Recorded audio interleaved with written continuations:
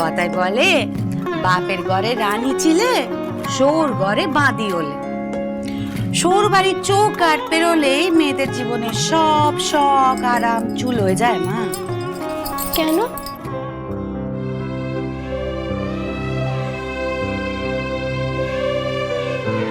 ওইটাই নিয়ম। তাই তোর বিয়ে হয়ে গেলে আমার কি হবে বলতো? বাবা,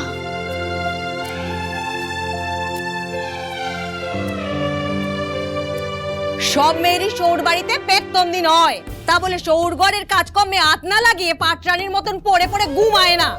আমি তো আগে সাবধান করেছিলেন, জমিদারের মেয়ে বাড়িতে কখনো মানিয়ে নিতে পারবে না।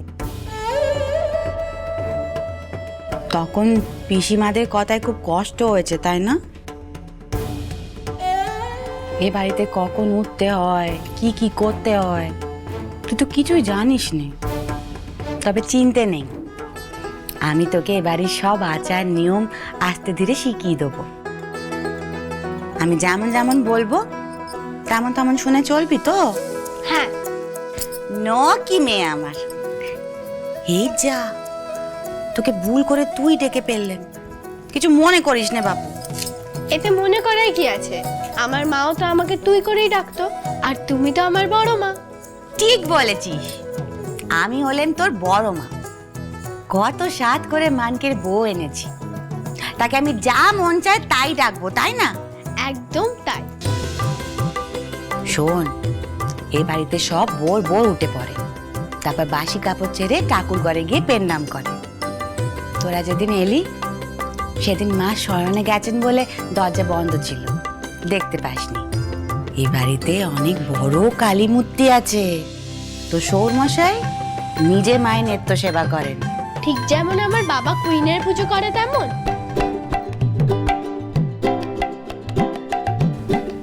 কার? কুনিন? সে আবার কোন ঠাকুর রে? কুইন নয় বড় মা, কুইন। আর সে কোনো ঠাকুর নয়, সে ইংল্যান্ডের রানী। ওনার একটা বড় ছবি আমাদের বাড়িতে রাখা আছে। মা, তোদের বাড়িতে রানীর পুজো হয়? হ্যাঁ, বাবা তো নিজের মতো করে পুজো করে। তা তো হবে, বেআই মশাই তো পাক্কা সাহেব না, তুমি তো ওই কুনিনের পুজো করবেনি। হে লন্ডনের কুইন, টুডে মাই অরেঞ্জের জন্মদিন। প্লিজ ফুলফিল মাই মনের স্বাদ। অরেঞ্জকে করো আশীর্বাদ। শোন, এই বাড়িতে এসব নিয়ে কারোর কাছে মুখ খোলার কোনো দরকার নেই, কেমন? কেন? বারে আমি বলছি তাই। তুই কিন্তু একটু আগে বলেছিস তুই আমার সব কথা শুনে চলবি। আচ্ছা ঠিক আছে, কাউকে বলবো না। এই তো আমার কি মেয়ে। এই শোন না, বলছি তোর বাপের ঘরে সবকিছু কি ওই বিলিতি আদব কায়দায় হয়? হ্যাঁ, বাবা তো সাহেব বলতে অজ্ঞান, জানো বড় মা? আমাদের খাওয়া পড়া সব সাহেবদের মতো করেই করতে হয়। কমলা মা, you do how to do? আমি তো বিয়ের আগে সাহেবের কাছেই লেখাপড়া শিখতাম। তুই যে ইংরেজি জানিস, এত লেখাপড়া করেছিস, এসব শুনলে কিন্তু কেলেঙ্কারি হয়ে যাবে মা। শুনেছি মেয়েদের লেখাপড়া জানা খুবই অলক্ষণে। ঠাকুর দেখো আমার মানিকে যেন কোনো কেতি না হয়। অবশ্যই হেমেকে তো গুরুদেব নিজে পছন্দ করেছেন, তাহলে নিশ্চয় বয়ের কিছু নেই। তার চেয়ে বরং গুরুদেবের কাছ থেকে পায়ের চিত্রের একটা বেদান জেনে নেব, তাহলে আর চিনতে থাকবে না। এই যে তুই লেখাপড়া জানিস, আমায় বলেছিস কিন্তু এ কথা যেন ভুলেও 5 কান না হয়, মনে থাকবে? কেন বড় মা? বৌমাকে কি 5 কান করতে মানা করছো দিদি? বিশেষ দিনে তাদের আসল রূপ বেরিয়ে আসে। কোন বিশেষ দিন? অমাবস্যা। ও অমাবস্যা কবে? আগামীকাল।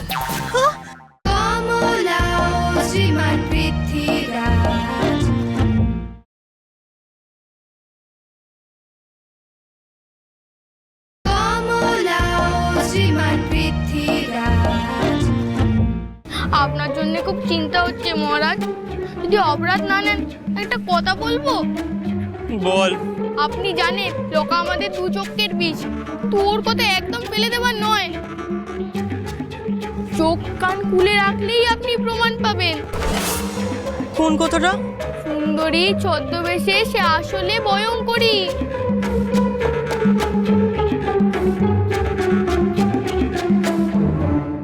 ও বড় মা, কি ভাবছো? কিছু না। হে শোন না, এই যে তুই লেখাপড়া জানিস, আমায় বলেছিস কিন্তু এই কথা যেন ভুলেও 5 কান না হয়, মনে থাকবে? কেন বড় মা? বৌমাকে কি 5 কান করতে মানা করছো দিদি? তোকে বা কেন বলবো? এ আমাদের মা মেয়ের কথা, বল। ও, আমাকে এর মধ্যেই পর করে দিলে তো? সে দেব না, টাকার চেয়ে সুদ মিটে ছোট। তোকে ঠিক যেমন ভাবে গড়ে পিটে নিয়েছিলেন, একেও ঠিক তাই করব। তারপর দেখবি কেউ এদিকে আঙুল তুলতে পারবে না। তাই নাকি? কিন্তু আমি যে দেখলাম, তার বড় দাঁত নেই, নখ নেই, কুলোর মতো কান নেই, মাথায় উকুনও নেই। কিন্তু রাক্ষসীদের তো এসব থাকে। তারা যে আসল রূপে সবসময় বেরিয়ে আসে না মহারাজ। কুলি বলেছে বিশেষ দিনে তাদের আসল রূপ বেরিয়ে আসে, আর সেদিন তারা রক্ত না পেলে শান্ত হয় না। এমনি দেখলে তাদের নাকি বোঝা যায় না, বিশেষ দিনে তাদের রূপ বেরোয়, আর সেদিন তারা রক্ত না পেলে শান্ত হয় না।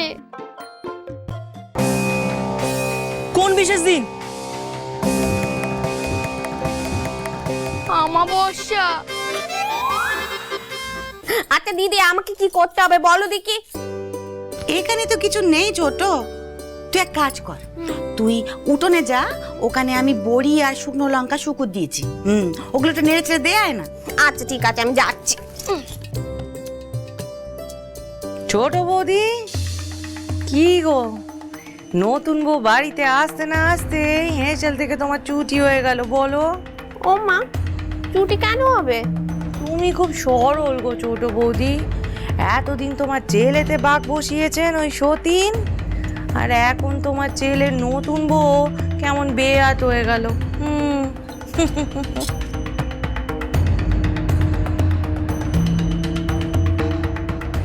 এই যে দেখ, এইভাবে কাটতে হয়।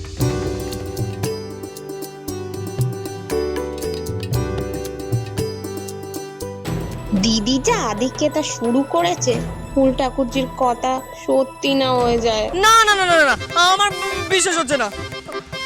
বউ তো আমার ভালোই। মহারাজ, আপনার সুস্থ থাকা, ভালো থাকাটা খুব জরুরি। আপনার কিছু হয়ে গেলে যে আমরা, আপনার প্রজারা অনাথ হয়ে যাব।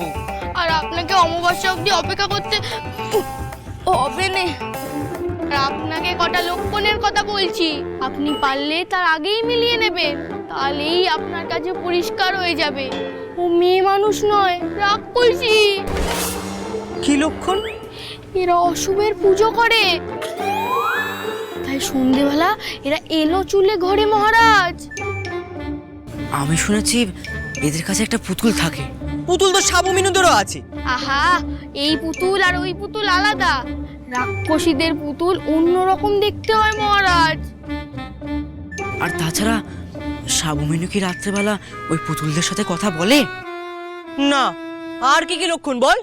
ওরা খিদে সহ্য করতে পারে না মহারাজ, ওদের কোথায় কোথায় খিদে পায়, আর সেই খিদে ওরা কি কে মেটায় জানেন? কি কি? রক্ত। রক্ত? হ্যাঁ মানিক, তোর পায়ে ধরছি আমি, পৌটানে দেওয়া জিনিস কাজ নে। কেন? তুই মন্ত্র পড়া থাকলে তুই বশ হয়ে যাবি। ও অমাবস্যা কবে? আগামীকাল। সর্বনাশ, কালই অমাবস্যা। আমার যে খুব খিদে পেয়েছে। তুমি মানকে পাশ যেতে বসে কে নাও।